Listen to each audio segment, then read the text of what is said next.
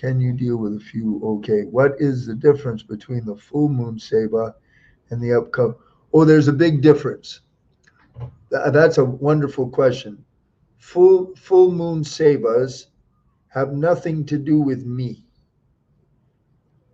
Full moon Sevas is you and the divine, and I'm strictly an intermediary. I'm not doing any clearings.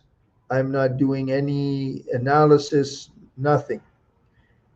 All we're doing is presenting your prayers to the divine, and I'm making the hookup. And it's amplified by the power that is emanating through the moon. That acts as a gigantic amplifier. When you see collectives, I'm doing my work with the divine, for you, using the science, the technology, and all the different things that I've had to study over 5 decades.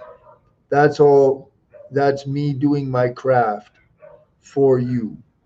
But full moon Sabas is just you presenting prayers in an empowered space. The Seva ceremony is an empowered space. Does that make sense? That's a great question.